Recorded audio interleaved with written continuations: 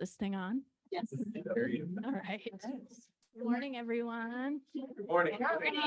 Welcome to Wilsonville, Oregon Institute of Technology.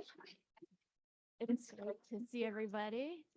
It's the last day of January. Wow. Yes, we made it. We made it. We all made it here.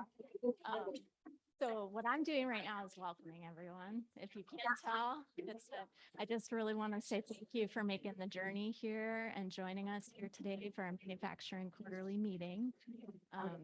Restrooms are just right down the hallway. There's coffee, food, snacks in the back, so help yourselves. There is an emergency exit right there behind us if we would need it today. I'm Carrie Weichel-Delaplane. I'm your facilitator for today and manufacturing strategist for the HEC. And we are going to jump in with introductions. I just got us started. And so now what I would love to do is start with Dave, introduce yourself, where you're from, and then once this table's gone around, then I'll ask my colleagues in the back to introduce themselves as well. I want to go ahead and introduce Turner Odell, who is another facilitator for today. And we'll go ahead and get started with Dave with the introduction. Good morning, I'm Dave Dillon. I'm with Food Northwest, which is a trade association for food companies in Oregon, Washington, and Idaho. And I came all the way from Tualatin today. Good morning, everyone. I'm Heather Dessard. I'm the Executive Director of Northwest Oregon Works, which is one of the 9 local workforce boards across the state. We serve Columbia, Clatsop, Tillamook, Lincoln, and Benton counties, and thrilled to be here. Good morning, Gail Kramenauer. I'm the state employment economist with the Oregon Employment Department, and I am happy to be back with this group today. Typically, I end up talking at you a lot, and I'm going to do that again in a little bit. Thanks. Good morning. I'm Kyle Ritchie Newell, and I work for the Oregon Business Council. We're a statewide CEO roundtable that comes together to work on public policy issues for the state. And I lead our education and talent development work. Good morning, everyone. My name is Trin Lee. I'm from Rockwood CDC, a nonprofit in Gresham area, and my role is workforce development program manager. Basically, help our Gresham resident to get a good job and that can support their life as well as their family. Nice to meet you all today. Hello, I'm Kristen Lima. I'm a Dean of Applied Technology, Business and Information Systems at Mount Hood Community College. Hi, I'm Carly Petrovic. I'm the Senior HR Manager for Microchip Technology in Gresham, Oregon, and work with a lot of these fine people to continue our workforce development goals. Good morning, Sarah Means. I'm the semiconductor manager.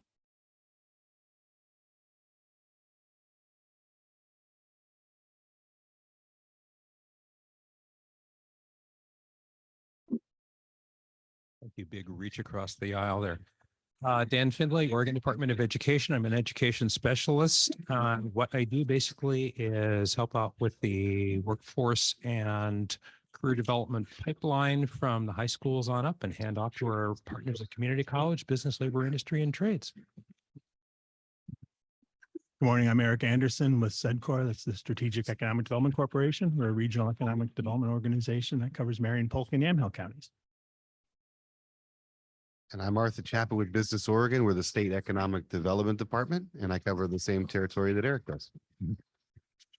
Good morning. I'm Jenny Leaney. I'm the senior leader for the training organization in Boeing, Portland. We have a fab plant in Gresham. Hi, everybody. My name is Kim Parker-Jadenas. I'm the Executive Director of Willamette Workforce Partnership. So Heather Dessard is my colleague. We serve the Mid-Valley, so I have the pleasure of working with these two gentlemen.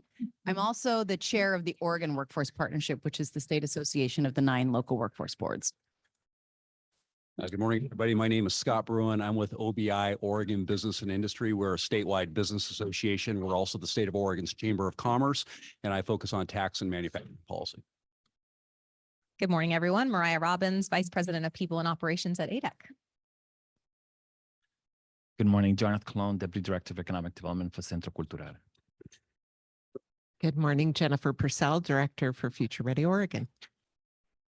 Good morning, Tamara Perry, and I represent Dominus Resource Center. We're a reentry resource center located in Salem. And we serve Marion Polk County clients who are coming out of incarceration.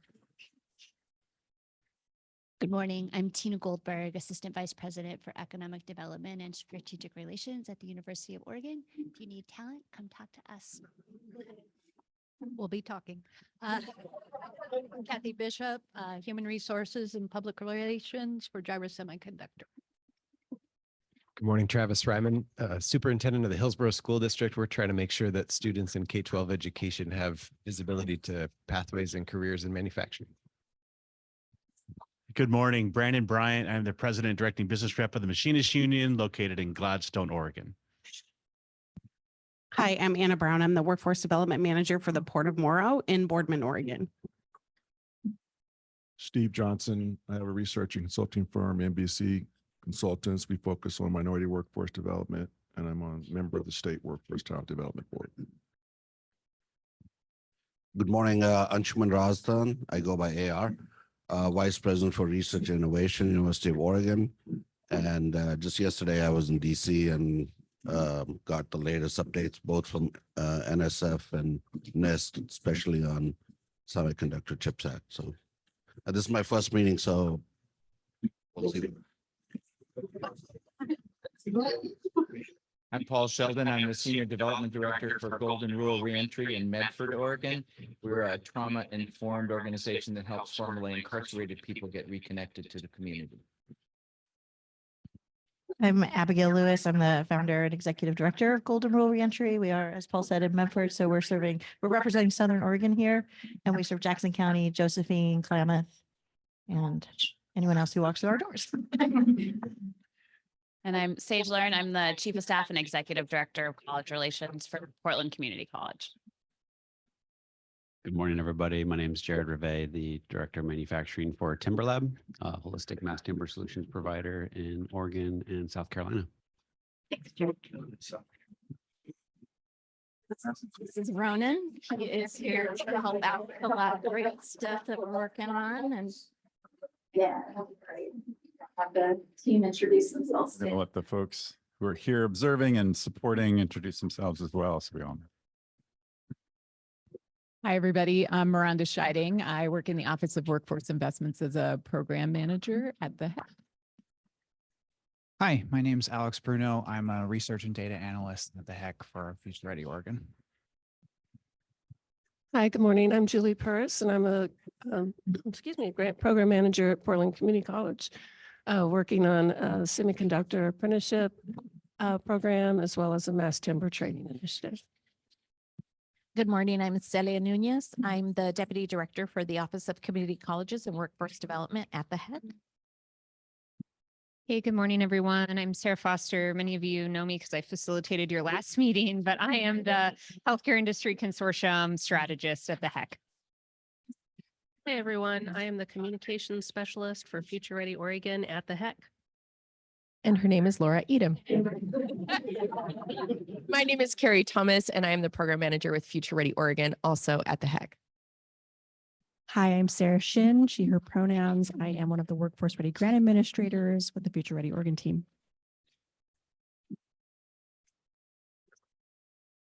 I'm Alan Kirby, the Willamette Career Academy Principal down in Salem with the Willamette ESD and also Oregon ACTE President. Did we miss anybody? Katrina is at the yeah. And I'm Turner Odell. I work with the Oregon Consensus Program. And Emily.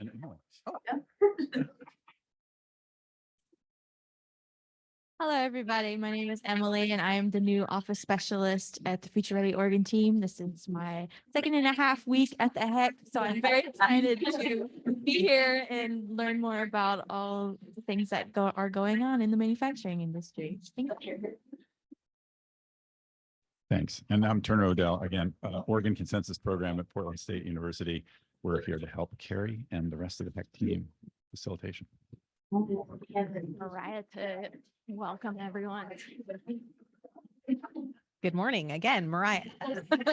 I'm so glad that we're all here today. This is like, now, as we kind of got started and we're starting to get more momentum behind us, I'm really excited to see some things start to gel today. So what I want to start off by saying is just thank you to this great team that supports us all around us, because there's been a lot of work that has happened behind the scenes that, and I want you to all know that when we are making recommendations and talking about things, after the meetings, there's a huge lift behind us of kind of trying to bring together some of the mapping, some of the work, some of the bringing in the data, really trying to help us to make good decisions while we're here in these meetings. So particularly Carrie, as you've stepped into this role, thank you for supporting us and helping us. She really keeps us organized, so I'll just say.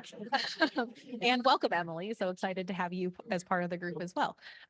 With that, I also want to just share that and think about, some of you have really been bringing really good ideas, and it's been so great through the last couple of meetings to hear some of the fantastic projects that are going on, because there's so much great work in this industry that is going on, and all of you partnering and coming together. So what I want to encourage us all to do, and when we're in our small groups today, and as we're kind of going through this session, is to think bigger picture and try to elevate up of what are the 2 to 3 things that we really want to come together to solve. Because at the end of the day, that's what we need to start coming up with, is as we start thinking about what types of grants or what type of recommendations that we're going to make, is really starting to say, we can't boil the ocean. There's a lot of challenges. I know we could list 10 or 12 right now and go through a brainstorming activity. But if we can come together and start saying, what are the couple bites of the apple that we really want to take to see this work get disseminated and pulled together, that's what our objective and mission is. So I know we've got a lot of great ideas. I love seeing all the representation at the table. And so I think that with that, I also think we have the advantage of being the last to get started of the consortia of the healthcare and technology. And with that, I will also say that some of our colleagues, like we're seeing with healthcare and other things, are sharing information of what's happening at the healthcare and the technology consortium, so we can learn from that. So as we get together, we're getting to take those best practices and learn how we can get to consensus faster here. So I'm looking forward to our small groups today and our conversations. And again, not to steal Kyle's thunder, but if we can continue to think big and continue to, from the OBC, if you guys were, any of you were at the meeting of the theme of that, I think that is actually the theme for consortia building, is thinking big and rising above so that we can solve the big problems together. So looking forward to today. All right, so quick rundown on the agenda here.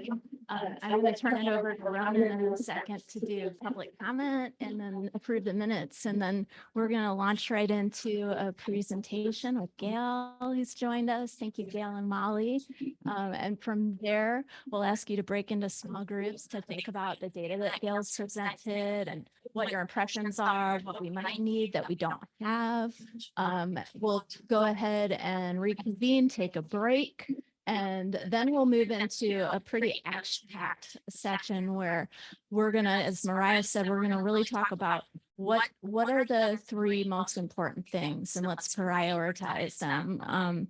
Our goal today is to come up with foundational ideas around what could set the criteria for the workforce ready grants that will be coming out round 3 for Future Ready Oregon. That's manufacturing sector specific. So together we'll be discussing that, and then I'll be pitching to ask folks to join a small working group with me that will be very agile, and we'll be meeting about 2 to 3 times between the end of this meeting and our next meeting, which is March 20th, to go ahead and take the feedback we gathered today to pare it down and come up with a couple of recommendations on what the criteria should be. So just wanted to put that out there now to get you thinking about it and consider yourself on the working group. So don't be shy. Just let me know if you decide you want to join. I'll bring it up again later, I promise. So now I'm going to hand it over to Ronan, and we'll go ahead and get rolling. And we have received no public comment at this time, so I will hand it back to you, Carrie. Thank you. So now we are going to do the minutes, right? Okay. So do you all have the minutes in your packets? We need to go ahead and approve them from our meeting that occurred on October 23rd. To approve. Okay, we've got to move to approval on a second over here. Thoughts, feedback? Give everybody a second.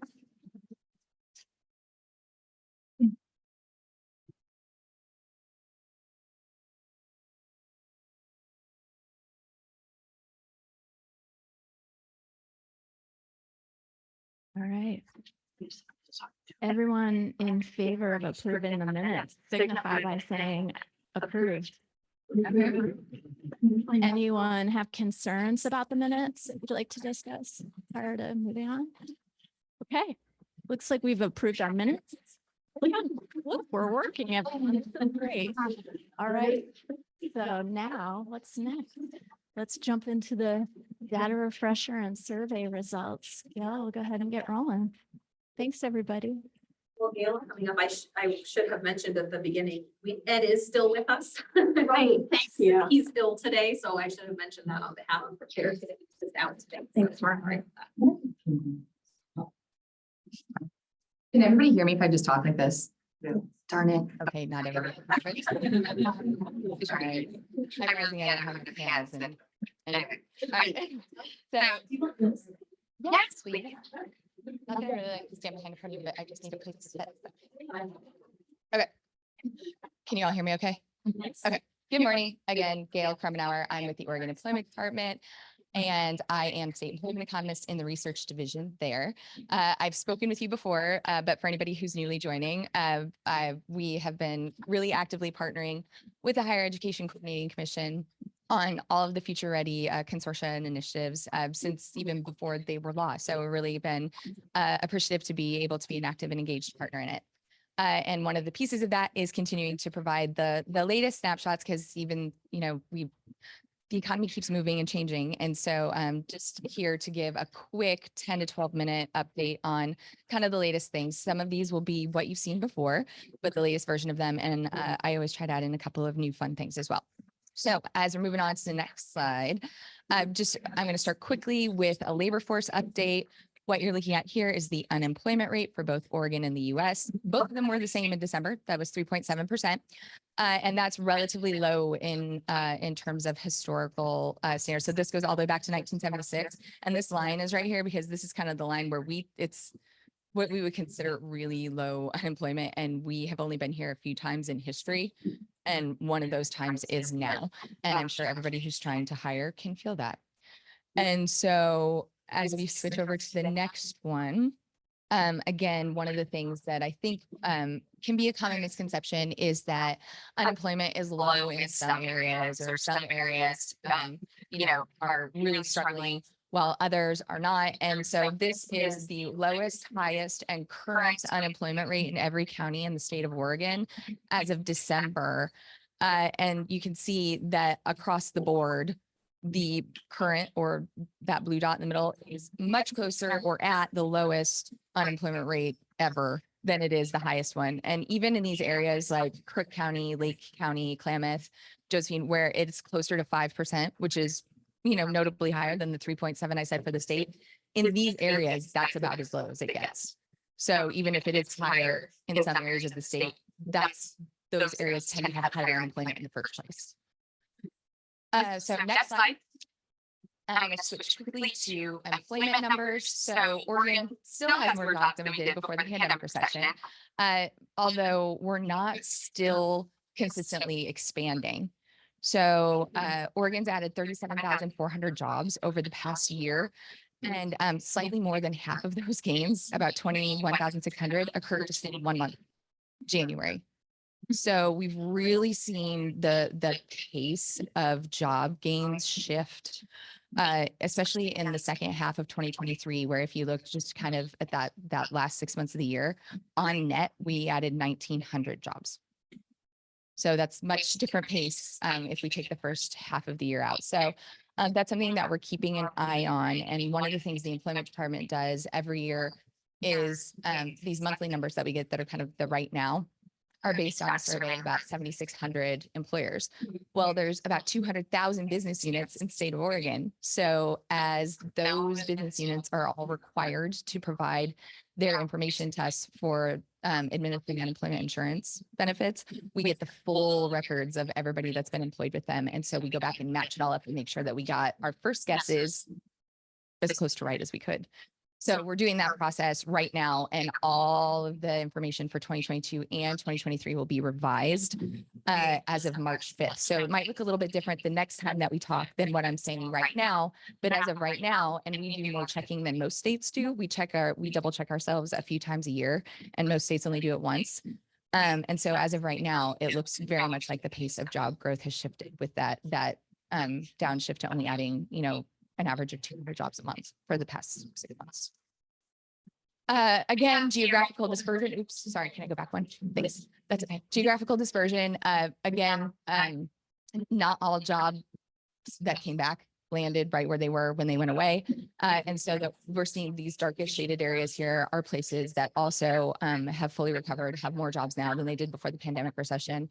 And we're seeing slower recovery along parts of the coast, parts of Southern Oregon, and parts of Eastern Oregon. That's okay. So as I mentioned, we've added 37,400 jobs. That's a gain of about 2% in terms of total non-farm payroll employment over the past year. And concentrated gains is kind of the theme of the day, because more than half of all of the gains in the past year have occurred in one broad sector alone. And that is not manufacturing. That is private health care and social assistance, which has added almost 20,000 jobs over the past year. So we're seeing kind of big concentration in terms of those gains. And big shout out to my friends at Salem Hospital who took really good care of me when I took a spill running last week and stitched me back up real nice. So thanks to them.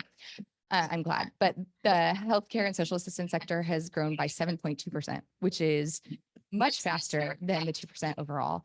Manufacturing is down here, sorry, on the other end of the spectrum, and did not add jobs over the past year. Manufacturing's lost 4,700 jobs, and almost all of those job losses have occurred in durable goods. For just a refresher, we've talked about this before as well. Under manufacturing, there's kind of two big umbrellas of types of manufacturing. One is durable goods, which are meant to last at least a few years, and then non-durable goods. So those durable goods are where we're really seeing those job losses. Next slide. This is a different look at manufacturing than what I've shown you before, but so this goes all the way back to 1990, which is as far back as we have comparable records. And so you can really see what I call it is kind of, it's like the downward sloping roller coaster. So manufacturing is what we call pro-cyclical. When the economy turns down, manufacturing turns down. And then it will rebound in an economic recovery and expansion, but not ever to the last point where it was before. So manufacturing employment in Oregon peaked in the late 1990s. And right here is the pandemic recession and recovery, which has actually been the strongest recovery that we've seen from a recession in at least the past few decades. So even though we have seen, so we're seeing decline happening right now. And that's on the heels of a stronger rebound than would have otherwise typically I would have anticipated looking at in a recovery period for manufacturing. And again, just historical looks again over, like I was mentioning, those two big umbrellas of manufacturing employment, the durable goods and the non-durable goods. So again, durable goods really fully recovered from the pandemic recession, which is atypical.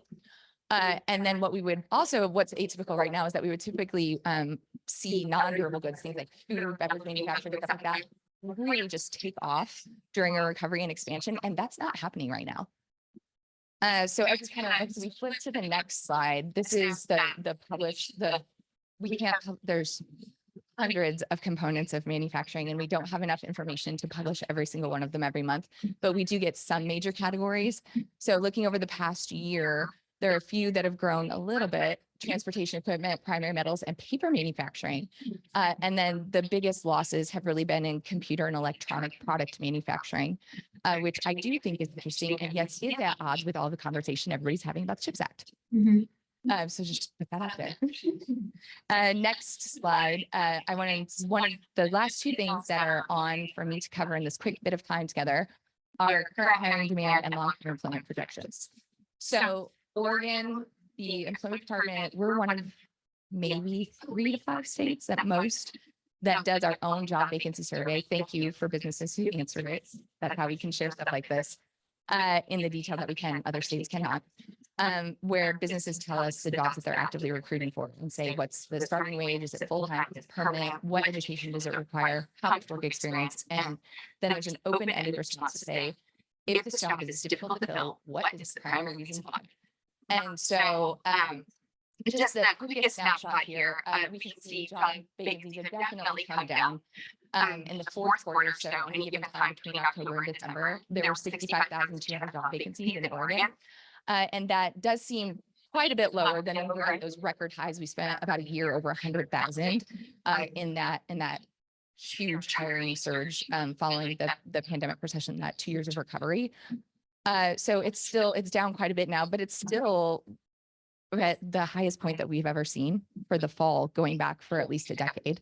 So it's still really high. Prior to the pandemic recession, the largest number of job vacancies we'd ever seen was 67,000 in the summer of 2017. So, and summer is usually the highest hiring quarter. So this is still really pretty strong by historical standards, much stronger than what we would have seen in a fall prior to the pandemic recession. Characteristics. So the average starting wage for a private sector job in Oregon is $25.62 an hour. Typical job vacancy is for a full-time permanent position. 2 out of 5 roughly require education beyond high school. And even in this really, really difficult hiring environment where there's about 1 unemployed person for every job vacancy out there, 6 out of 10 job vacancies, 3 out of 5. Still require previous work experience, and 6 out of 10 are difficult to fill, or 3 out of 5. So next slide.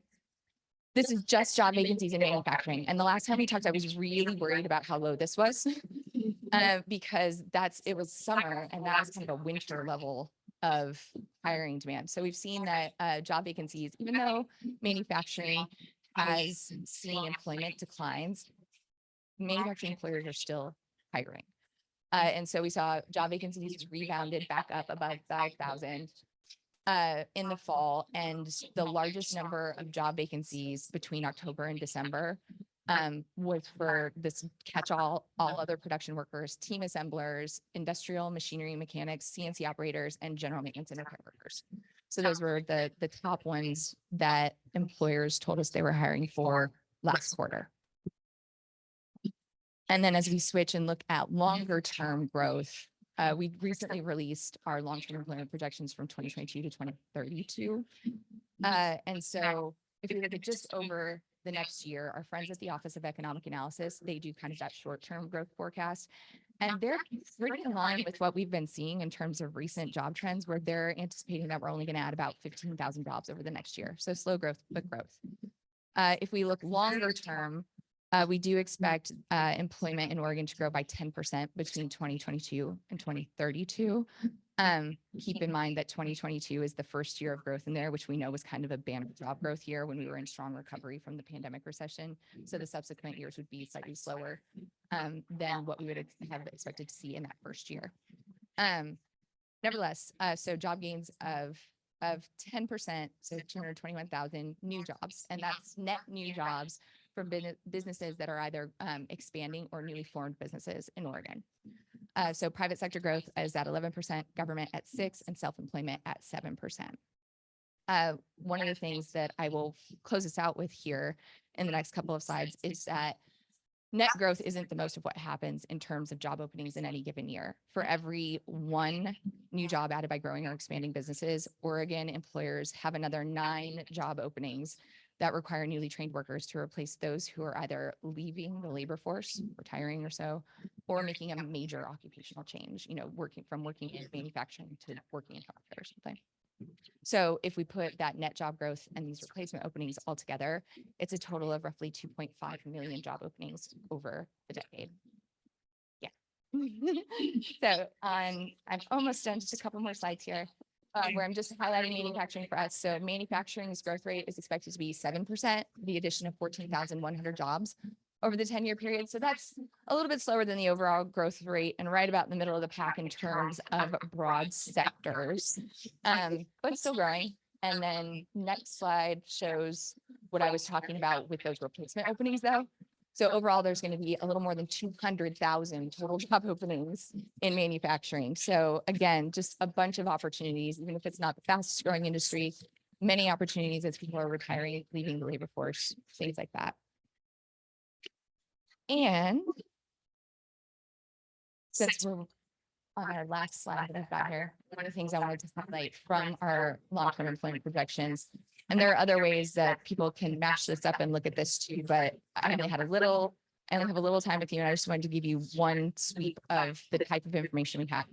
Is taking a look at the top occupations in manufacturing by just the net projected employment change. And you can see again that diversity of opportunity that I'm talking about. Everything, so the largest net change in occupations is happening in industrial machinery mechanics, software developers, machinists, there's packaging and filling machine operators, semiconductor processing technicians. So a variety of opportunities that are available across the manufacturing sector.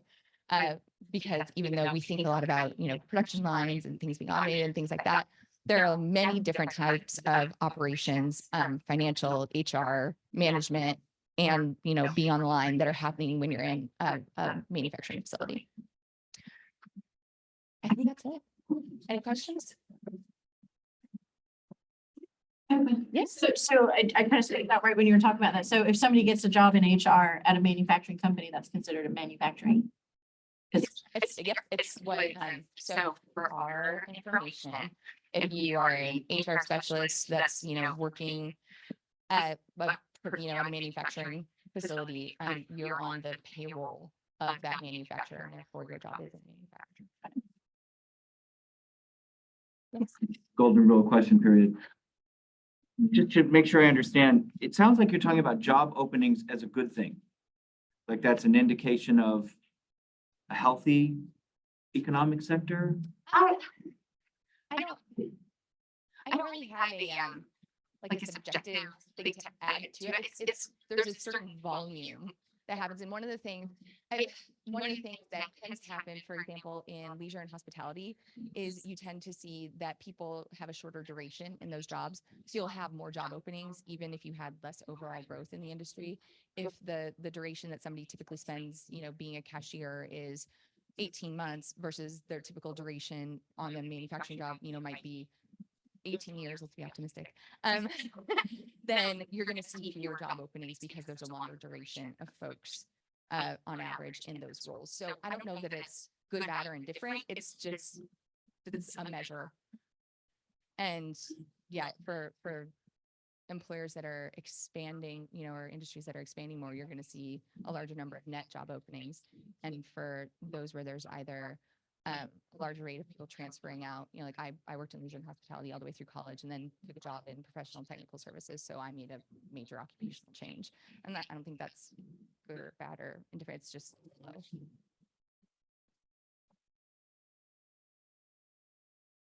Right? I'm going to turn it back over to Carrie. Thank you, everybody. Thanks, John.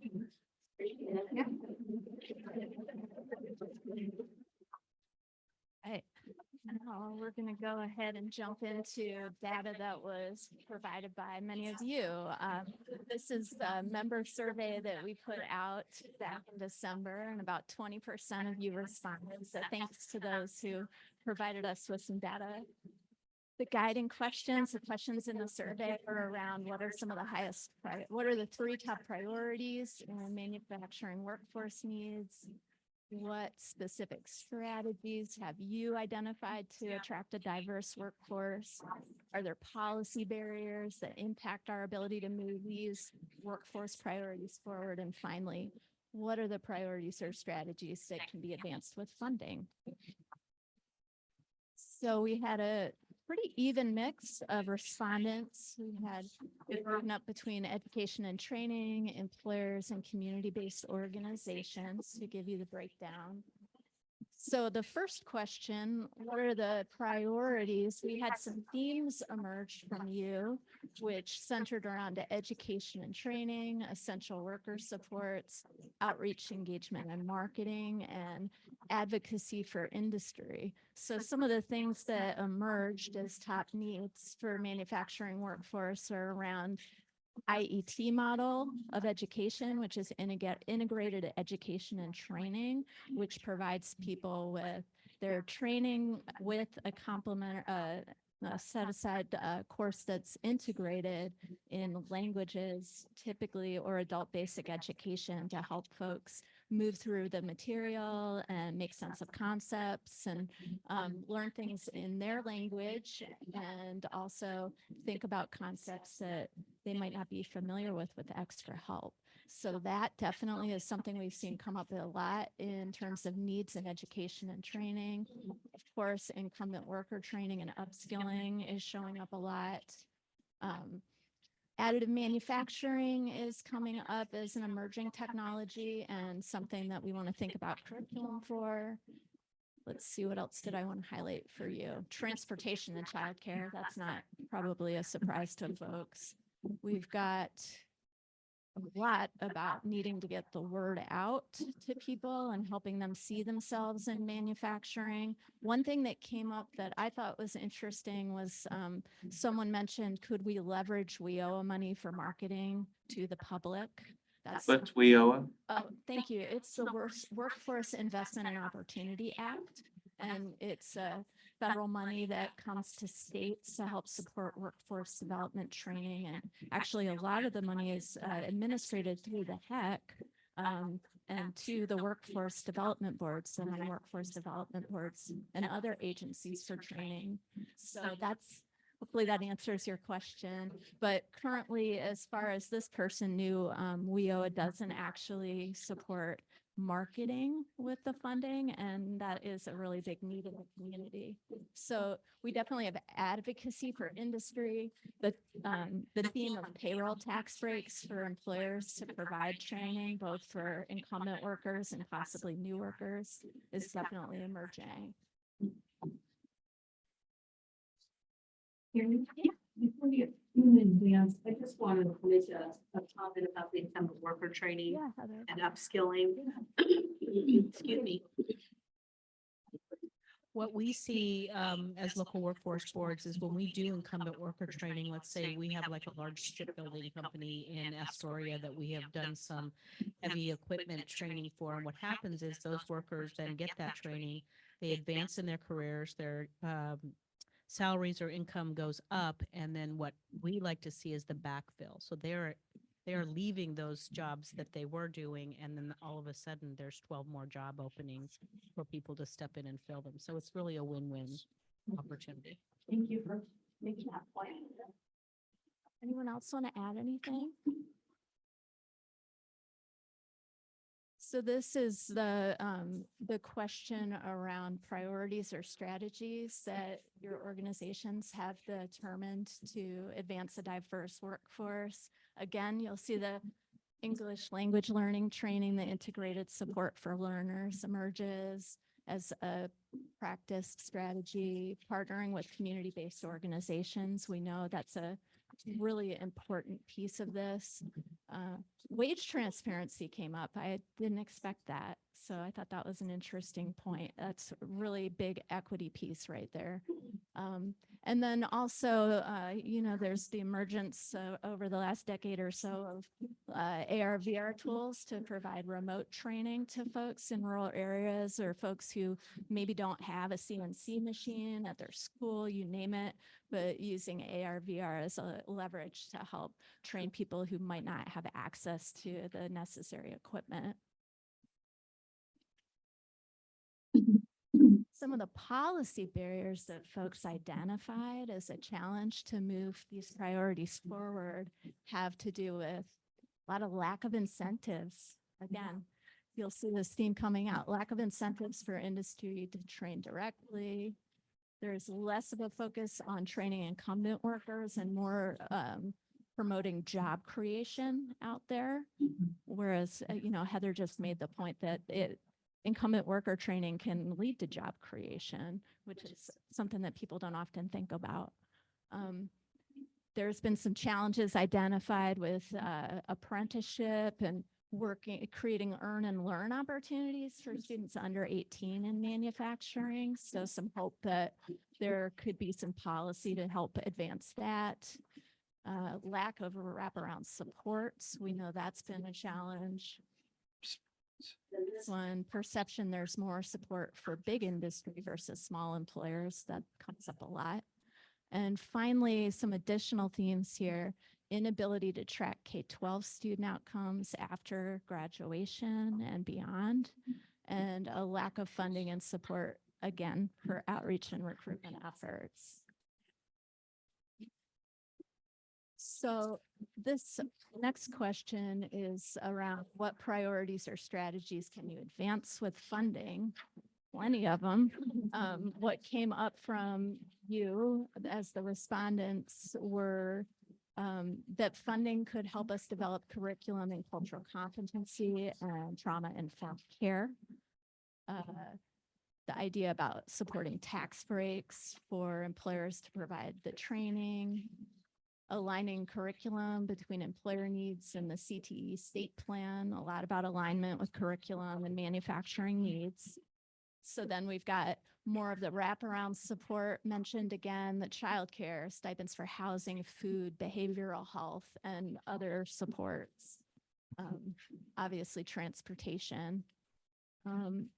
Let's see, again, I mentioned about providing less restrictive funding opportunities.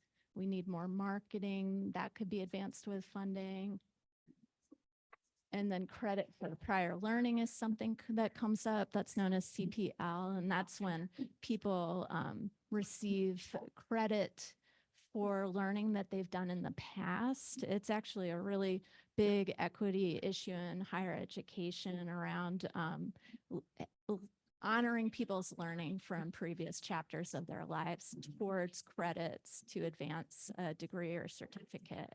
And so really thinking critically about how to expand credit for prior learning policies across the institutions in the state of Oregon is something that's definitely been mentioned that could be advanced with funding. So now what I'd like to do, that was a lot of information from Gail and I think you can hear some common themes emerging, and there's some, this is going to actually flow into, this is really to help you start thinking about the next exercise and what are some of the most important things. And so what I'd like to do now is just ask folks to pair up with your neighbor at your table and maybe share your impressions of the data that Gail shared. You do have her slides in your packets, and think about the themes that I mentioned, ones that for the most part, you probably are already familiar with and have thought about a lot: the wraparound support services,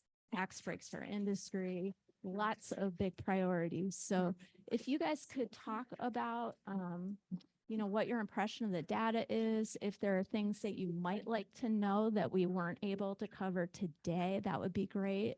I'm going to go ahead and give everybody about 5 or so minutes to chat, and then we'll open it up and folks can share what's on their mind and what emerged for them. And then we will move into a break. All right. So pair up with your neighbor. What do you see in the data? And we'll reconvene in a little bit. Thank you, everyone. So I'm going to open it up. I'm really excited to hear what's on your minds, what your impressions are of the presentation, the data. Who would like to get us started? Yeah. Thank you. What a privilege to get to talk with Anshuman, AR. We jumped from the data to extrapolating. So the data are clear. Our sense is jobs are in pretty good shape in Oregon. The data show that we're in a recovery period and it's looking pretty good. So we asked what's missing. And we said in creating new jobs, we need ecosystems that support large businesses and small businesses. For more manufacturing jobs, we can either attract people from out of the state to come into the state, or we can do the tide pool approach of supporting homegrown businesses. And given that our state slogan may still be "Welcome to Oregon, now go home," we're not perceived around the country as a business-friendly state, particularly by CEOs. And large corporations tend to locate their headquarters within 50 miles of where the CEO lives or where they want to live. And so we would benefit from creating two kinds of ecosystems, one that is friendly to large businesses because of external factors like why people want to live in Oregon, mountain biking, or a better environment for kids. And then use that as a way to attract businesses and also support small homegrown businesses that employ people locally and then grow. What are yours? Supporting, you covered almost all. Just one thing I would add is supporting local innovation along with attracting external.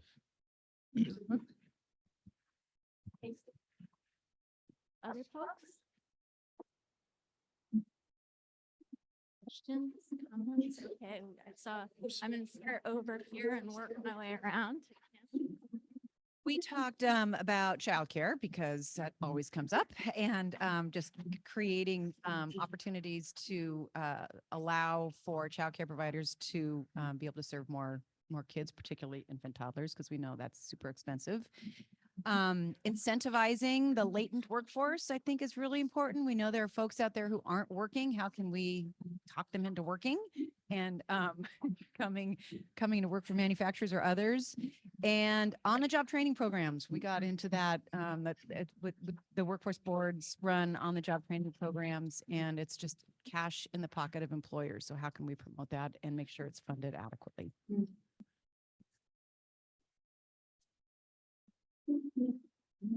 Going over here. Okay, now I'm moving this side. So we have a very interesting conversation. There's a lot going here. So I'm gonna. So there was a and if I may, there was this illustration about when you lose 600 years of experience from work, and what that means to the employer, but it also what's the cost to build that talent pool, and sometimes it has to be paralleled off the balance sheet for companies to be able to invest in that training, to invest in that long term. If it's in the balance sheet, it's really hard to be able to pull that and impact production and competitiveness and all those other components. So it was just an interesting, as we look at the on-the-job training and how we may be able to run that parallel to off the books. For employers, we may be able to get a different, and then I always argue about the removal of, hands-on education in the school, which then means that when we end up getting into some of the manufacturing jobs, we have to retrain or begin to train people on safety, team working, and all those things that we used to produce in high school. I didn't have that opportunity when I was in high school. It was out by then, but I know that people have told me about it. Just kidding. I was just not good at it. Well, and I just want to follow up with kind of the on-the-job training and support. I spent 30 years on the other side of the table. I was the HR. And the last 6 years was HR of 300 people.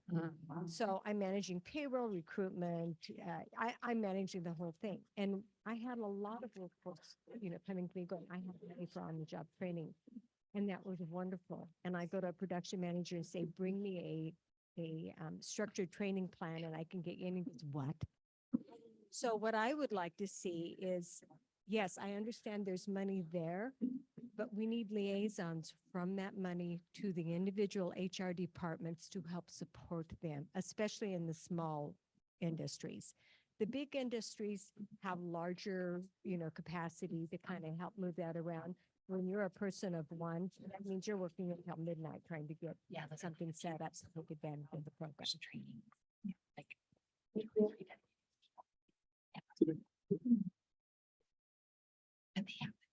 We had two lines of conversation going on over here. One was, I think I wanted to thank Gail. It's really important for us to use employment data. I think on the education side, I'm often talking to teachers or families about what's the future and how do we get our kids ready for it. I was noticing some dissonance or incongruence between the data around jobs added in the manufacturing sector in the last few years, and then really optimistic forecasts for 2.5 million jobs in the next 10 years. And I also know that our state's declining in population, and I know it's tough to find a house and affordable childcare. And I'm the most optimistic guy out there, but I was wondering if there are some talking points I could get about why the optimism. And Yes, absolutely. the second line of thinking, maybe I need to be talked down over here, but the second line, Brandon and I were talking about the mutually beneficial activity of getting a map of what the training and education opportunities are for young people. Because between unions, manufacturers, and education side, there are pathways, but they're not obvious, and how to use some of the Future Ready Oregon dollars to talk about being explicit about what those are. Wage transparency. So if I'm a 16-year-old, I know the path and I know that I can make money. Yes. That's motivating to me.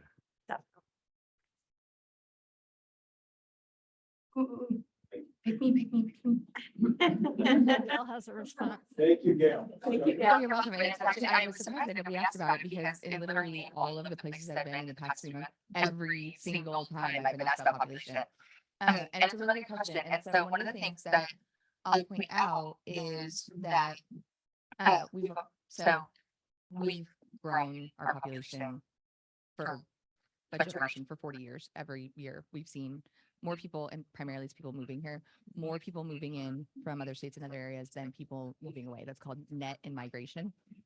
And so that's largely, it's either, depending upon if you want to use Portland State University's estimates or the Census Bureau's, that's either dramatically slowed down or it's actually stopped, and we've seen population decline, which is pretty scary in terms of whether or not. So one of the other things that's associated with that is that we've been able to grow at a faster rate in terms of job gains over the course of the past few decades than the US and most other states. Those are linked. And so in terms of if you want to keep growing jobs, it does slow down quite a bit if population slows down. Unless we're doing what Kim was talking about, which is, pulling on those folks who aren't working, but might be, although like somewhere between 92 and 95 out of 100 people that aren't in the labor force also say they don't want a job. But there's still a few, and we should get them, right? There's still 8. So one of the things with over a 10-year period, we're saying the net gain is 221,000. That's 22,000 jobs a year. And even just in this first year, like I said, the Office of Economic Analysis is saying 15,000. That's actually not a good job growth year. Like a typical or stronger job growth year is something along the lines of 25, 30,000 jobs. In a really good year, it's 60,000. So 15,000 is not as I said it with a smile, but it's not that fast. But the thing with the optimism for the future is that is the idea that this is not a permanent change for us, that it is something that, and if you look at the estimates, the last year was less negative, it was almost flat, so we saw it down, that it will rebound and we will see job growth resume. And yeah, the housing production is a big piece of that. It's a big piece of what OEA does, and I'm happy to send follow-up there. But there is still glimmers of hope that we're seeing it rebound and that we will see growth resume. Can I ask you Please, yeah. So. I shouldn't have offered. It'll be great. No, you're fine. So it's a question of in-migration, not versus, but and/or the latent workforce population. I hear what you're saying about people choosing to do that. Big part of what Future Ready Oregon is designed to do is to find folks, to open doors, to bring people that weren't really in there. I mean, not all we're doing, but to bring those. So my question for you, I think I know the answer, but the clarifying question, is there a way we can meet the future workforce needs of Oregon with the Oregon population in normal growth, the growth we're seeing, without significant new in-migration? Understanding that we're not there right now. There's folks and communities in this state that we're not touching. Super smart question. So for anybody who didn't hear all of it, it's about can we offset some of, I'm going to try and be brief, tell me if I'm wrong. Can we offset some of that lack of net immigration with engaging more folks that are already here? That's I guess my question is even bigger than that. Is it possible? I mean, if we're completely successful in tapping the communities that exist in Oregon and will naturally grow in Oregon, can we solve Oregon's future workforce problems, or can we not? And that's a part of it, but we're going to have to get back to pretty substantial in migration. Okay, yes. So, yes and yes. Okay. I should have just handed this over to you. I mentioned our friends, so Josh and Mark are the economists over at the Office of Economic Analysis, and they've done, it's one of my favorite pieces of research that they've done, talking about, what if we could draw on the folks that are here. What if we could get younger workers, ages 16 to 24, for example, participating in the labor force at the rate that they did in the 90s, and also keep the higher. So we've seen the labor force participation rate for those who are roughly 60 and older, like double in the past, 10, 20 years. So if you can maintain that level of labor force participation in the 60 and older crowd, and also bring up the labor force participation rate among younger workers, their estimate is that that could actually close that gap. And it's other demographics too. I'm not just making fun of kids these days, like, just to be honest.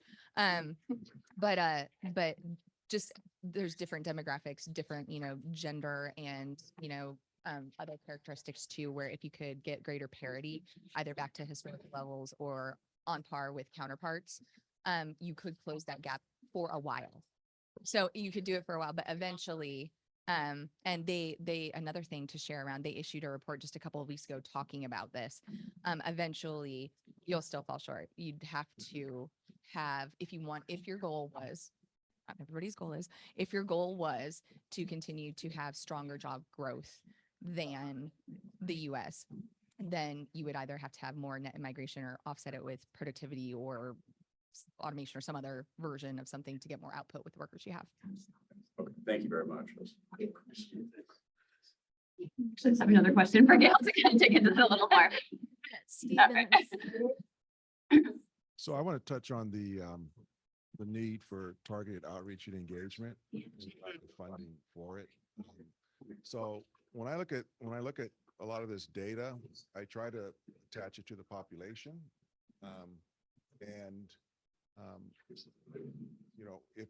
If you don't know the composition of the population by race, ethnicity, and gender, by areas, in terms of which of the different groups are more predisposed to one industry over another. Unless you understand that, and then you say, okay, in those pools of people, how do I reach them? So in order to do that, you really have to know the population. So, and you have to know it at a granular level, so I focus on minority workforce development, and we have a tendency to throw them into big buckets like BIPOC, brown, and minority people, that does not speak to the unique strengths and weaknesses and characteristics of every group. And you can match programs to those gaps. But once you understand all that, then you like say, I've got to go out and touch them. And industry has to lead on that, because unless industry starts touching the kids early, they don't know they exist.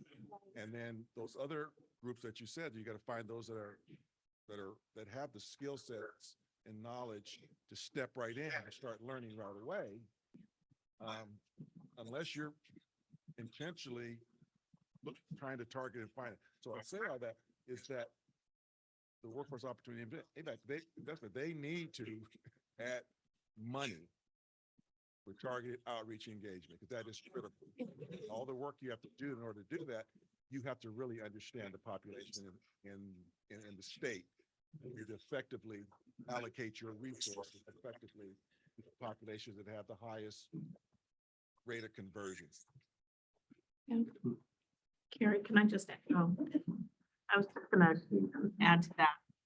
Is it okay if I have her add?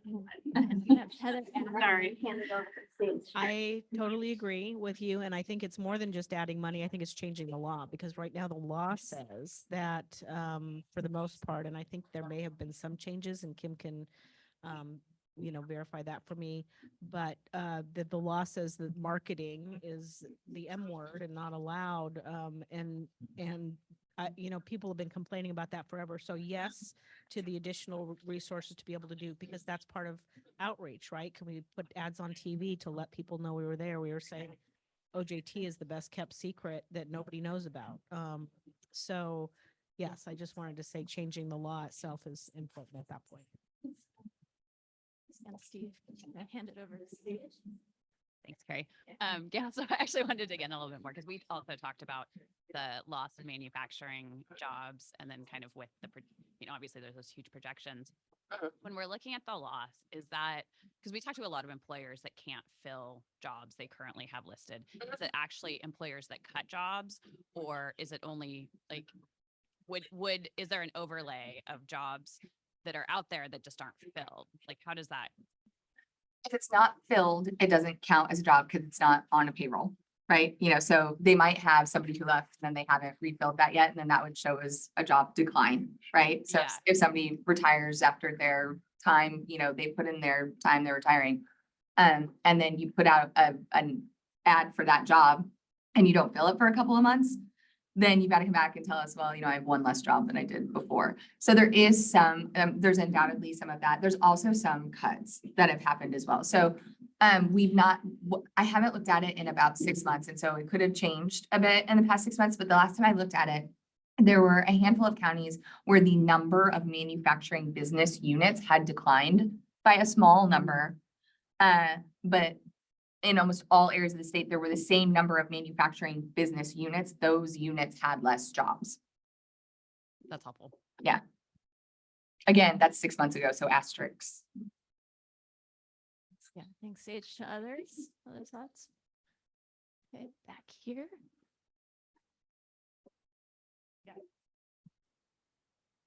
One more area we discussed, and it kind of falls in line with what you guys were talking about. My particular population is reentry. So manufacturing has always been a little more open to reentry. So that's right where our focus is right now. But I think this is broader than just the reentry population. A lot of people aren't going into manufacturing because it is a hard, in many cases, a hard physical labor job that they don't necessarily want to do for the next 20, 30, 40 years of their life. So what we need to do is find those gateway training programs. We have just started a welding training program. Welding is a great gateway into. And so I think that's what we need to do, not only with my population, but with all the populations out there, with the kids in there, with they say, I don't want a manufacturing job. This is where you start. Let's start saying you start here and you can go here. I think they're seeing it as I'm going to be working on, 10-hour shift. I'm going to be doing physical labor. So we need to really start looking at the gateway opportunities for training at every level. A lot of people have a lot of information and a lot of lived experience. Okay, so they don't have a degree. Do we really need a degree or do we need the skills? So that's where we need to do some of the retraining.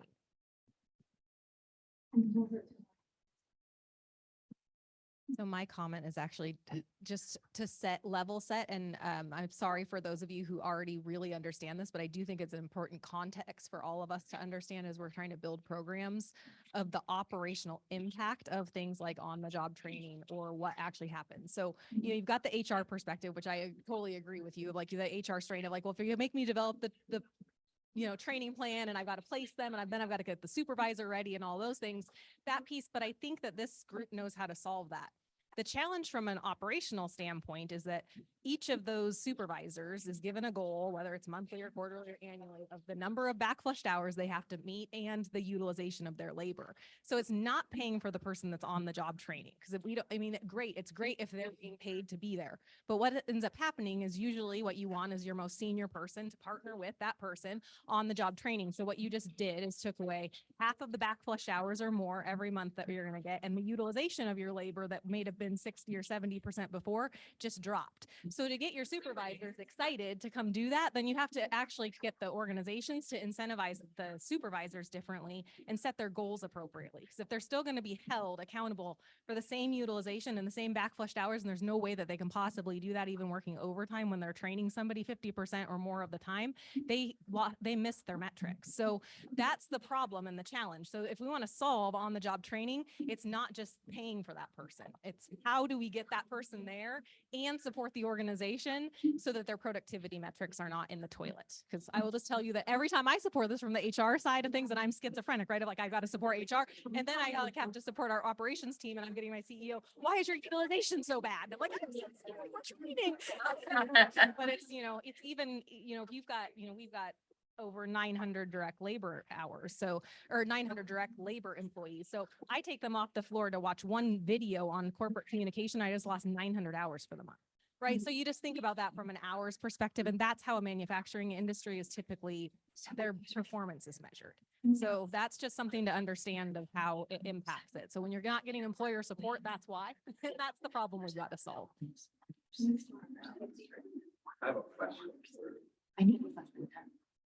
So one of the things that I've battled with labor, by the way, that was the off the balance sheet statement that I was making for on the job training. But I have a question. One of the things that I used to see before COVID, it was that a lot of individuals had 2+ jobs and always been that way. And I've never really seen the system sort of capture that because you just do employer, and it doesn't show up. So when we were trying to move people into manufacturing and explore manufacturing, one of our biggest battle has always been, how do you make up for the 2 jobs and the concept that you have to work 2 jobs to make it to come down to 1 job? So there's this really deep education that one has to do. There's a financial component that happens.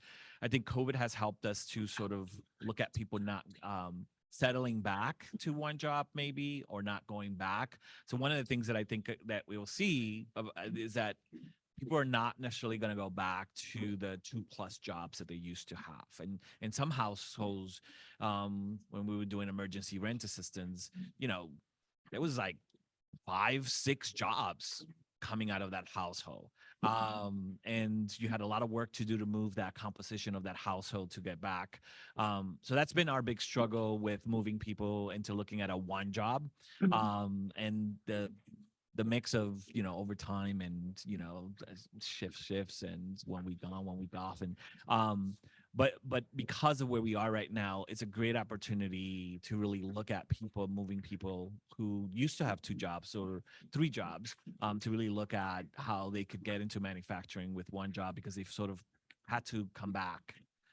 So this is a really good opportunity. But the system doesn't capture it, right? Like the multiple jobs. We do. We do-ish.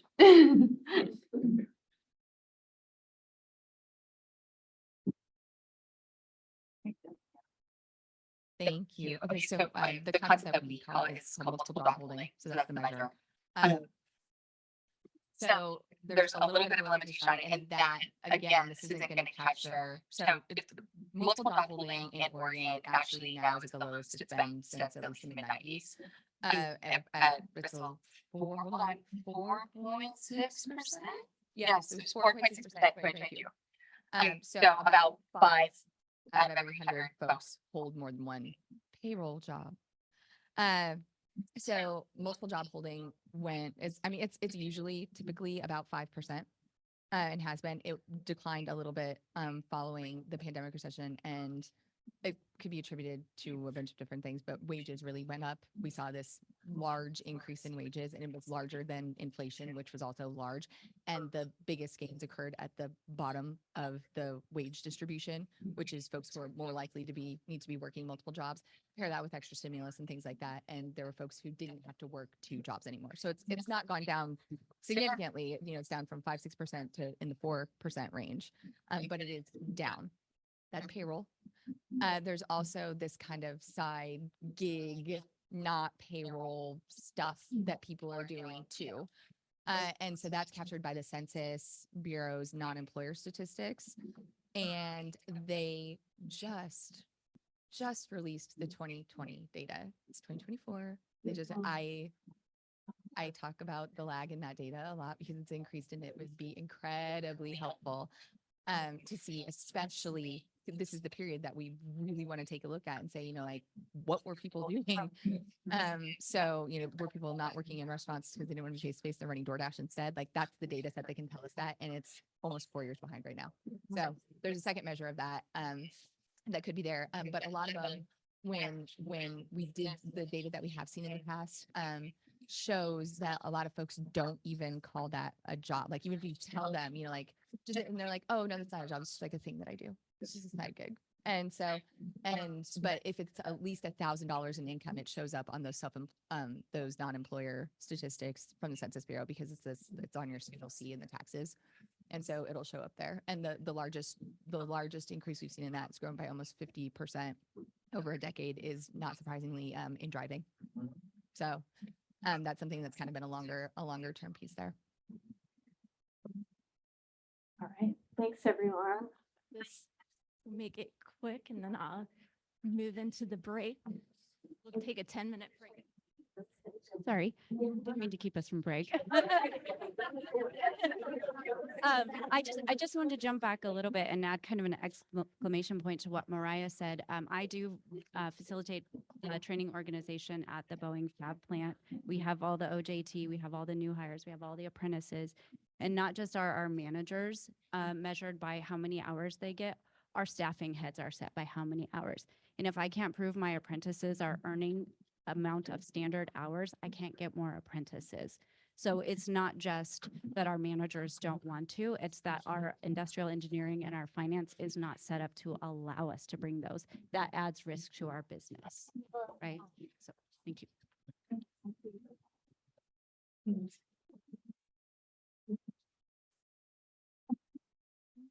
Thanks, everyone. This was a really helpful conversation, and hopefully you'll be able to see how this is going to build to the exercise that Turner's going to lead us through after the break. So with all that said, I say go ahead, take about 10 minutes. We'll gather back here at 10:50 and move into the next part of the day. Thank you. All right. Ronan, if you want to go ahead and advance the slides, that'd be awesome. So introductions again, Jennifer Purcell, I'm the director for Future Ready Oregon at the Higher Education Coordinating Commission. We thought it would be helpful for you all if we provided a little bit of foundational information about the Workforce Ready grants. So you have the opportunity today to have a bit of a data refresher, dive in a little bit further to some of the opportunities and data gaps. And after I present a couple of slides, we're going to break into small groups so you can further that conversation. But as we've been building over the last two meetings with you all, we're moving towards some sector specific recommendations around the next rounds of Workforce Ready grant funding. So what we thought we would do today is just do a bit of a refresher on what is the foundation of Future Ready Oregon that you're going to build on with your sector specific recommendations. So next slide, please. So as a reminder, Future Ready Oregon includes funding for Workforce Ready grants, and those grant opportunities must fund programs that advance opportunities for historically underserved and vulnerable communities. We have talked about the populations that are included in and defined by Senate Bill 1545. Additionally, investments must lead with racial justice and economic opportunity and can fund programming that is culturally and linguistically specific or culturally responsive workforce development programs, really with an emphasis across the workforce and talent development pipeline. So including recruitment as well as retention and career advancement. Those are all eligible activities. Grantees must be a community-based organization or a workforce service provider. So that is specific to the statute. As we have talked about, and you'll see here in a minute, partnerships are really important, and as is evidenced through the industry consortia, Future Ready Oregon is really built on this idea that when we convene industry, education, and community-based organizations together, we're informing a more holistic approach to workforce and talent development. that is also true in our grant making, and we really look for projects where there are partnerships. So often we get asked, how can private sector partners and employers get engaged with Future Ready Oregon investments? It's through partnerships with community-based organizations and workforce service providers. Next slide, please. As a refresher, the activities that are eligible for Future Ready Oregon Workforce Ready grant funding sort of fall in three buckets. One bucket is direct services and supports to individuals. So that can be stipends and wages for paid work experience that can offset tuition and fees. It can also provide for wraparound supports and services to support students or training participants through their education and training journey. Additionally, funding can be used to develop education and training pathways. So it could be developing culturally and linguistically specific career pathways. It can be developing curriculum, purchasing equipment in order to deliver the education and training. Those are eligible expenses. And then lastly, organizational capacity. As you may remember, our first round of funding was specifically focused on capacity building in order to engage new partners in the workforce training system. And that is an eligible activity. So for the partners that may be applying for funding, it's important to know that staff and technology and other administrative costs can be included in the activities that are being proposed. Next slide, please. So some examples of where we're at for Workforce Ready grant funding. The first round of funding was focused on those general fund dollars that had to be spent in the 21-23 biennium. We had approximately $10 million and funded 41 projects across healthcare, manufacturing, and technology. And again, the focus of that, in addition to serving priority populations, demonstrating partnerships, the focus of that RFA, request for applications, was capacity building. In that round, we had 146 applications totaling $74 million, funded 41 projects that totaled approximately 10 million. In the second round of funding, which was most recently announced just a few months ago, this was the beginning of the federal ARPA dollar investment in Future Ready Oregon.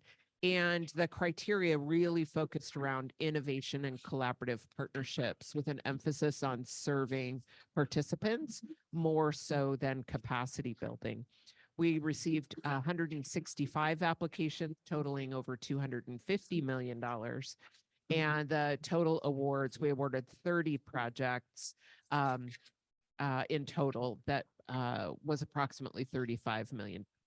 9 of those projects specifically support education and training opportunities leading to careers in manufacturing, and totaled approximately $10 million.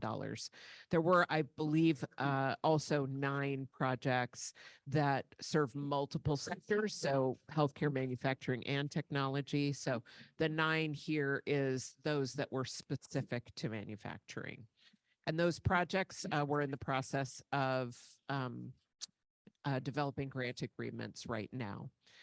The final round of Future Ready Oregon Workforce Ready grant funding will be round 3, parts 1, 2, and 3. We're trying to figure out a less confusing way to talk about that, but these are the sector-specific grant opportunities. So there will be a round of funding specific to healthcare, a round specific to technology, and a round specific to manufacturing. Those are all being informed by the industry consortia.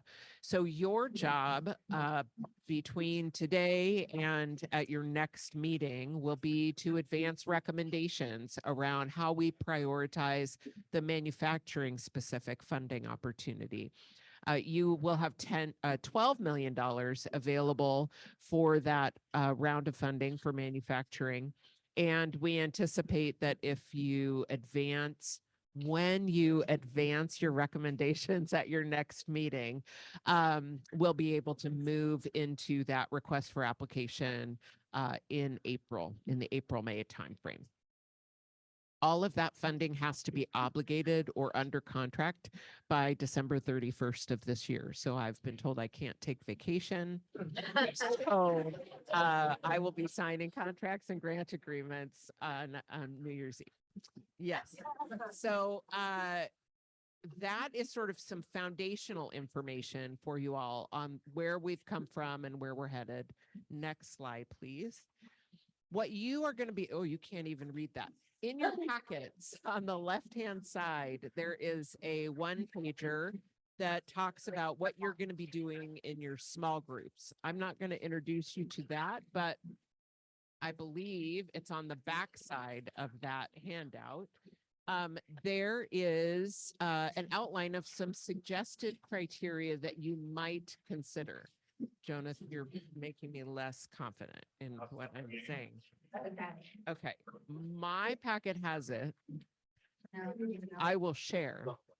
On the back side of this handout, does everybody have this handout in their packet? Yes, I see some nods. No. And some no. Okay, if we have some extras, can folks hand those out?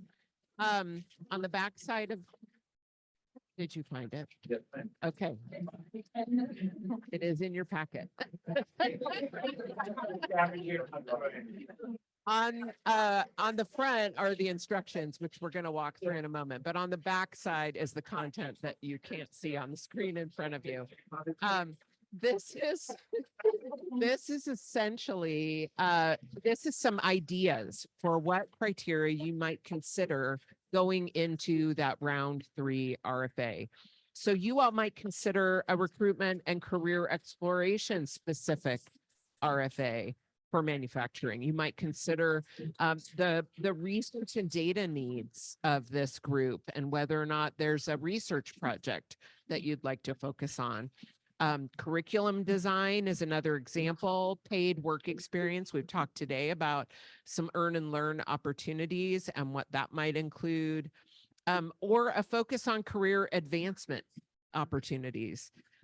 There is also occupation specific criteria that you might prioritize. And the list that's included here is designed to reflect some of those specific occupations that we heard from Gail and from Carrie earlier have been identified as in-demand occupations. So these are ideas that are intended to spark your creativity. And in your small groups, you're going to have the opportunity to dive into that a little more. Before I turn it over to Turner to give you those instructions, though, are there questions about sort of the foundational requirements of Workforce Ready grant funding? Who's eligible, what's eligible, and what it is that you're building on? Can I put you on the spot for just a second? I'm going to back you up to the slide that has the first 3 rounds of funding. And specifically on round 2. Yes, sir. We talked about the 9 projects dedicated to manufacturing and about 9.7. Yes, sir. An example or 2 of. You know, Scott, this is actually something that was in my talking points and I completely forgot. So thank you for teeing that up for me. In your packets, I promise, on the right-hand side, there is actually a table of all of the preliminary project descriptions for the 30 projects that were funded in round 2. That includes projects across all 3 sectors. You will also find, so you'll see there which ones are manufacturing specific, which may cross multiple sectors, and I'm happy to call out one of those examples. I didn't know this was so this is perfect. Okay. That's great. Then I'm not going to call out a specific example, but this, we decided to include this in your packet because we thought it might also prompt some ideas in your small group conversation. So your resources for your small group conversations will include the round 2 project descriptions, the small group instructions, and likely the slides around data that have been presented today. And so with that, I'm going to turn it over to Turner to give you some additional instructions. And Ronan, thank you. Thanks, Jennifer. All right. So in a minute, what we'll do, we're going to divide up into about 4 groups, not about 4 groups exactly. Okay. And 2 groups will stay here and 2 groups will go to an upstairs room, which I'll provide directions to in a moment. So we can have conversations that aren't too much in one room here. What we'll do is we'll count off around the room 1, 2, 3, 4, and all the 2s will gather, and all the 1s will gather, and all the 3s and 4s will gather. You will have, each of the group will have support from our team, a facilitator, as well as a note taker. The one thing you will have to do is designate someone to report out to the group when we reconvene after about half an hour. You can make it default. Your executive team leader will be 3 of the groups will have an executive team leader in there. The one group will have Jennifer, and maybe you can prevail upon Jennifer to report out. But otherwise, you'll select someone from within your group to report out to the group, just to provide a sort of a quick overview, and then we'll have some plenary discussion after that. Does that all make sense to everyone? Did I miss anything?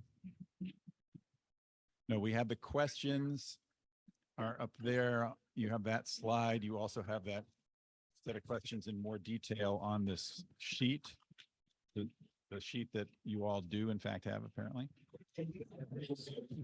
So you can bring that with you as well. We will return to this room at the end of the operation for those who go to the room upstairs. And we'll come back here and reconvene to have our plenary and wrap up discussion.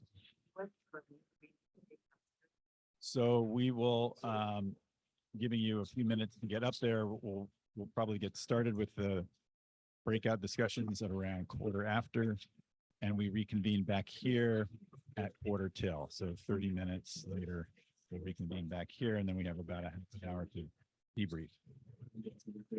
15 minutes to wrap up the day. Sound all right?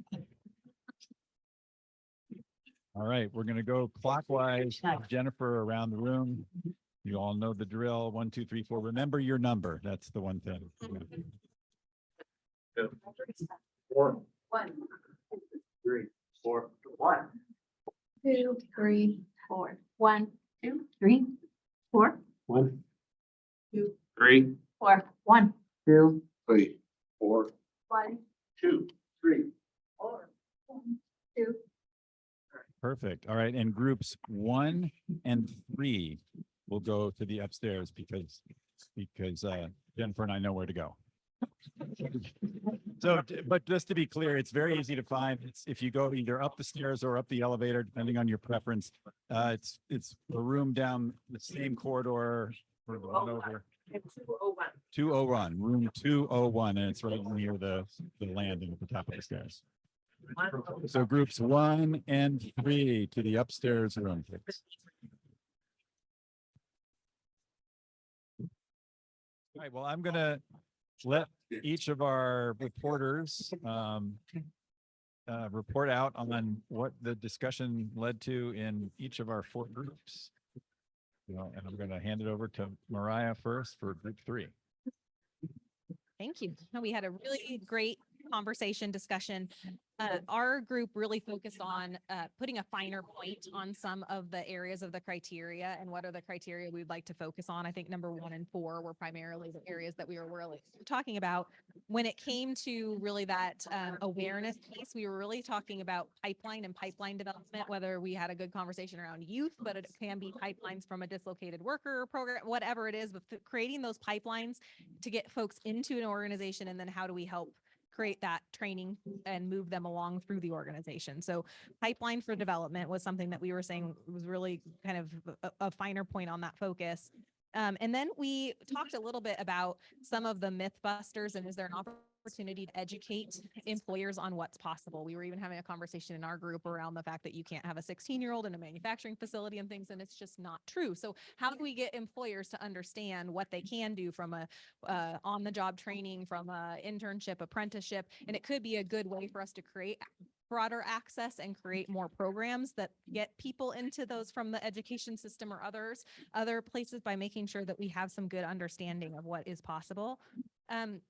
And then kind of our third theme or things that we were really looking at, it was more focused on how do we understand the impact of this? So what is the effectiveness of that, in years in the future, if we look back and say that the Future Ready Oregon money was really effective, what are the pieces that we're measuring? How do we know that what we were doing in these programs had an ability to really have an impact on the outcomes we want to achieve? So some of the things that we talked about really focus on sustainability of this work, right? Not having grant funds that can't be replicated. And, one example we used is if a high school is paying paid internship programs through this grant and then the grant goes away, well, then the program is going to dissolve. So how do we think about sustainability, dissemination as a criteria for this? We've talked about this a bit in this group before, of making sure that if a group gets grant funding, that part of their call to do is to go educate other groups on how they did it, share their resources, and make sure that we don't have to repilot things. And then some of the research around this is like, when we've had these programs that work, how do we prove that and write some so this kind of tied into the research component of writing some white papers or having some resources available so that other groups don't have to go try this again, and they can use that as the evidence to get the support within an organization or a school or a community partner to try something versus having to constantly go try to prove it out. So high level summary of some of the things, but again, we really focused on 1 and 4 as criteria that we really liked and just fine tuned some of the things that we wanted to see in that versus trying to add additional criteria. We didn't think that there was something majorly missing, just more of the how and what we'd want to refine. If I miss anything for our group. And we had Gail, so we got to ask lots of questions. They were fun. They were fun. The other members want to add to that? Right. Group. 4, 2, or 1.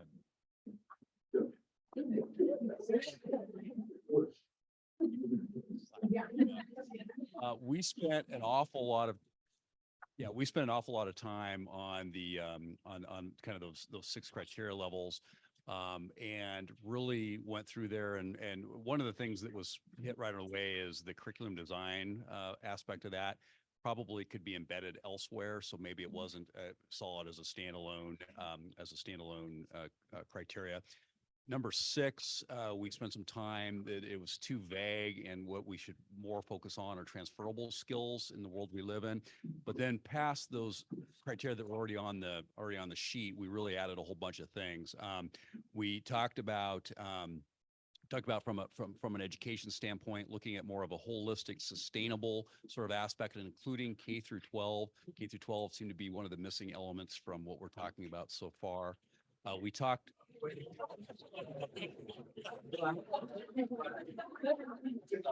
about and different criteria. We talked about industry connection to services, and some people use the word plug and play. Others talk about industry navigators, but just the immediate impact for businesses to be able to. And Steve made the point, others concurred. Industry has to lead in this, but they have to be helped to lead in this, and I think that's an important part of it. We talked about wraparound services. That seems to be a missing element from from the criteria. All these are established, but what about childcare? What about housing? What about life skills? What about resume skills? All those basic things, interview skills, all those things as another criteria. And we also talked about the importance of public-private partnerships and having that be a standout criteria. There were some examples in our group of folks that had been in, specific examples on that, and you could just, the light bulbs go off for everybody how effective those are. Kind of on the things that just much briefer, the things that will have the most impact. Again, public-private partnerships for the immediate impacts, as well as well, I think that's it, just with the immediate impact there. And then we didn't spend a lot of time on the other information other than talking about general need for data. What, Miranda, what did I?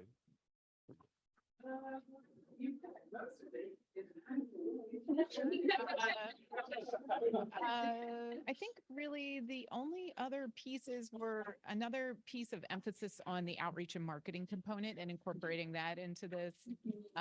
Other information that we need, because we didn't have Gail in our group, was data from the first and second rounds to impact our future decisions, right?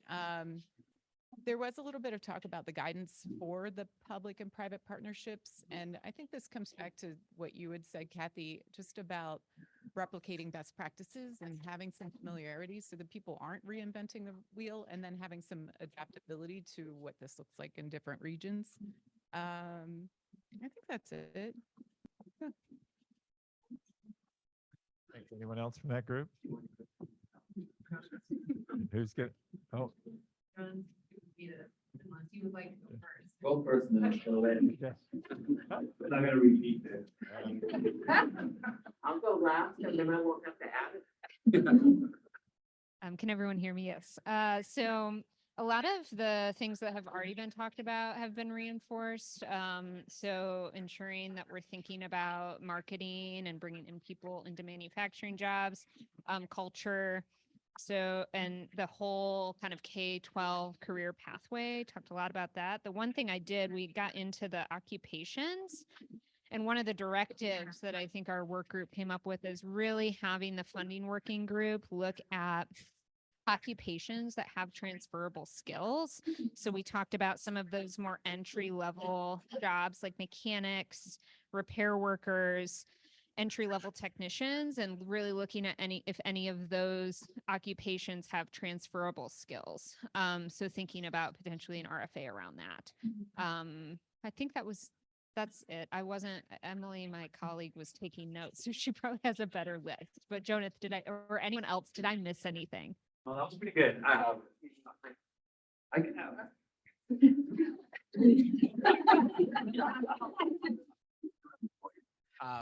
So one of the things that was brought up, and it's on the marketing side, I brought up the quote, the portion about the FBI, the father, brother-in-law, and looking at the sector and figuring out what is preventing people who are already in there from inviting someone to come into that sector.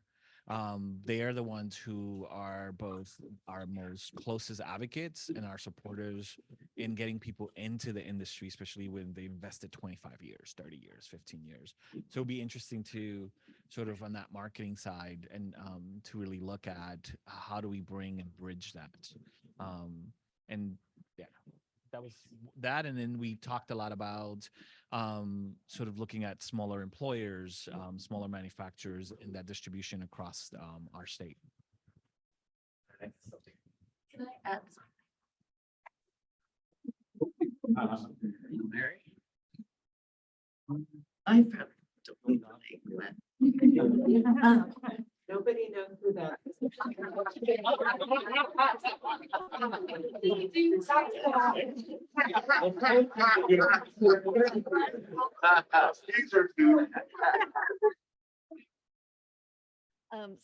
Something we talked about in touching on employer culture and what that looks like as we're trying to embed new people and new demographics into manufacturing. And then also like having some definition of partnerships. Like I use Centro as an example.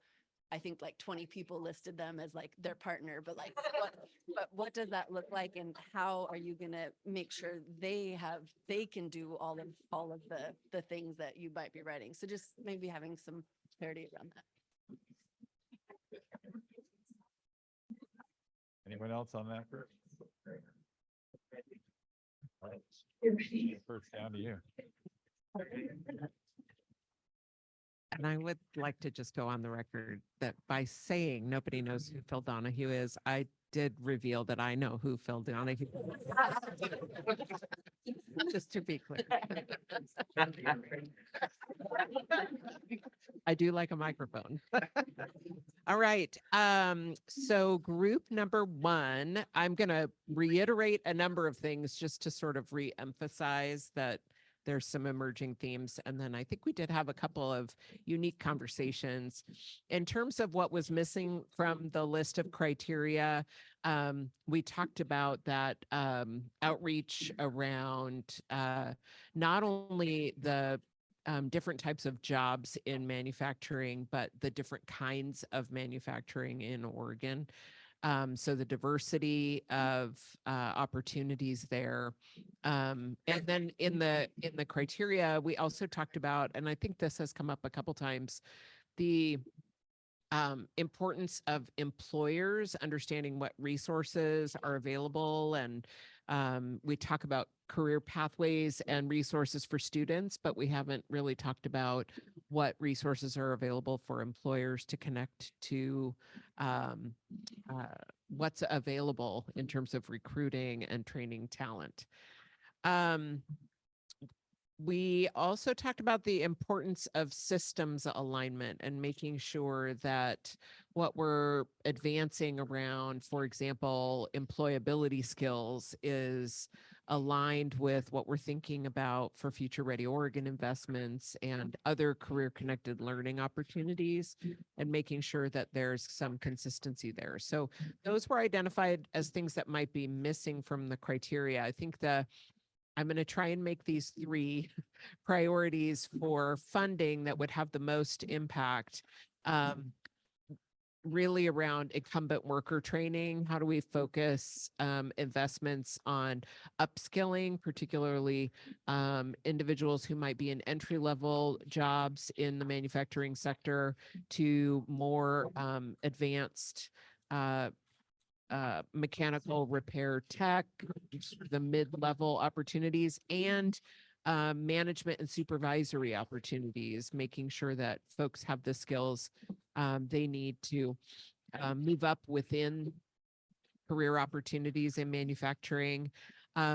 Outreach, just building on what I said might be missing. That was something that our group really identified as a priority for where the funding might have the most impact, the opportunity to talk with particularly targeted outreach to specific communities about making them aware of the diverse career opportunities, from entry level that doesn't require necessarily degree or credential, to advanced degree career opportunities in manufacturing, and the diversity of opportunities in the manufacturing sector in Oregon.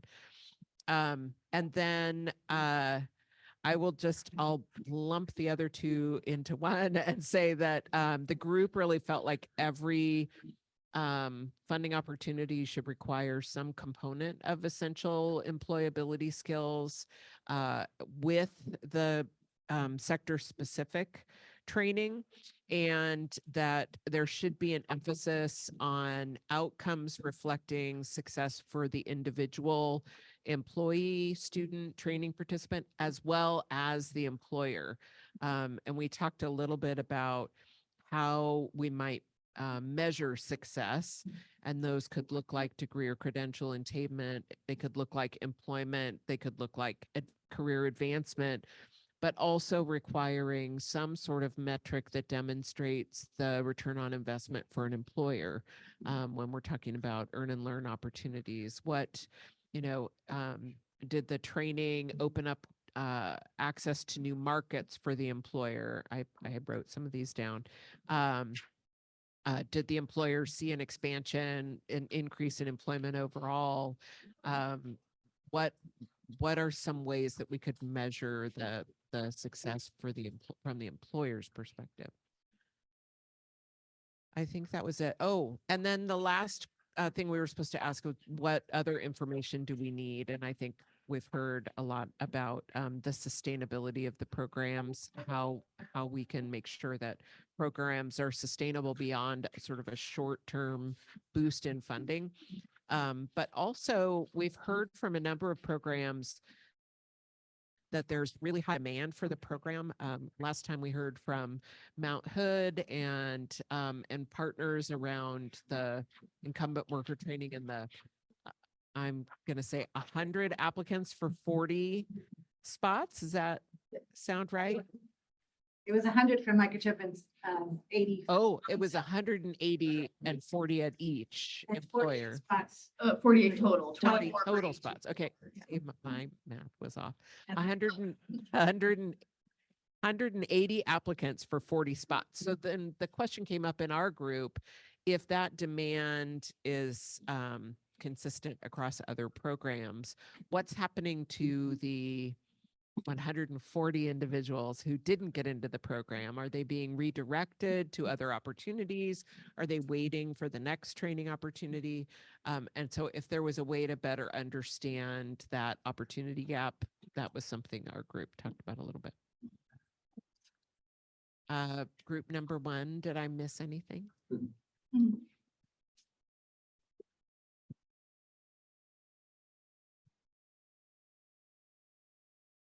Well, we are right where we're supposed to be in terms of timing. I guess turn it back over to Carrie. Any other sort of closing thoughts or comments about criteria? Remembering that all of this is going to, well, there were extensive notes taken, and those will be produced for each of the groups, and then those will be shared with the working group that Carrie will now talk about, I expect. Speaking of working. Speaking of working. Funny you should mention working groups, because I'm here to talk to you about those right now. Thank you for the amazing conversation. You provided a lot of really great foundation for the next steps, and the next steps are, so tomorrow's going to be February, like I might have mentioned earlier. And so the month of February and March, leading up to our meeting on March 20th, we'll convene a working group to look at these recommendations that were generated today, and then create the final recommendations that'll come forward to this group on March 20th. So the working group will meet hopefully like 3 times-ish over the course of the next month and a half-ish, not quite. And each meeting will be about an hour and a half. So we're thinking like 4 to 5 hours of time. There'll be virtual meetings, so you can tune in from wherever you are. And yeah, I'd love for you to consider being a part of the working group. Yes, sir. If we are recipients, is that a conflict of interest? Is that a conflict? It is not. It's not. Let me. Yeah, that'd be great. To my Let- I'm policing everybody else. Jennifer. Thank you. It's a great question. For clarification, the short answer is no. And in your charter, there's more specifics about how we're keeping that conflict of interest and really adhering to keeping the decisions about funding separate from informing the prioritization around the criteria. So that concludes my pitch. I implored you to think about joining me, working with you in this working group. So I'll reach back out after this meeting to ask folks what they've decided and who's going to be a part of it. But we're going to have our meeting on March 20th. So I think that's really where we're at right now. I see a hand over here. I'll turn it over to Mariah. So just really a clarifying question, so don't go too far because I think you might have to answer.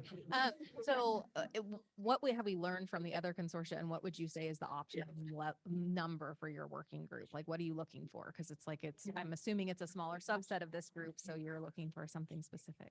We have Sarah So what have we learned? So much. We did advance our recommendation, so it is possible. It is possible, and we didn't agree on everything. So it was a good process, and I'd say that having a mix of industry, education, and training, I mean, the mix that's around having a really good mix of even both grantees that could share kind of their experience of on the ground, like what the money meant to them, but also having industry partners there. And we used a lot of the data to kind of refine our recommendations or not based on the data we didn't have available. And I think which you've heard from I guess it was me at the last meeting around the consensus process. Really thinking not just to bring your own experience into it, that's really important, but to think also about the broader experience of the group and the objectives you're trying to move forward was really important because, I mean, just like manufacturing, healthcare is a huge, sector. I mean, we talked about behavioral health and nursing and community-based models and long-term care. And so just considering that you want to bring your expertise and whomever is at the table is also willing to think about the broader goals of the consortium. Did that answer your question? But did you kind of have a good, you said having the representation from all the different groups, but is there kind of a sweet spot of the size that you want to be back to? Become a larger Zoom meeting of everybody? Yeah, so that's a really good, I'd say 7 to 10 is a sweet spot because we were able to break out into small groups, Zoom breakout sessions and then come back as a larger group. But I think larger than that would have been a little too much to manage. Yeah. But also having regional participation, that was really important too, that we just didn't have Portland Metro participation. And the Zoom option helped. Awesome, thank you. And you guys two RFPs. RFA, yeah. I'm sorry. Yeah, we had two. I can just share. We have two RFAs. We're splitting the money equally between both. One is in nursing pathways, which included, the whole kind of recruitment, retention, career advancement in nursing. And the second was more around regional partnerships.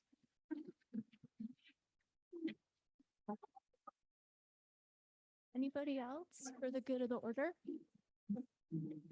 Jennifer Purcell. I don't want to steal your thunder. So, one of the things that we just want to make sure everyone's aware of, because these are public meetings and subject to public meeting laws, a quorum at your next meeting will be really, really important. So if you have not already marked March 20th on your agenda or on your calendars, that will be important, and we'll be following up with more information. But just want to flag that for folks that attendance has not been an issue, and it's been a very lively conversation today, which has been great. But I just want to make sure folks know that.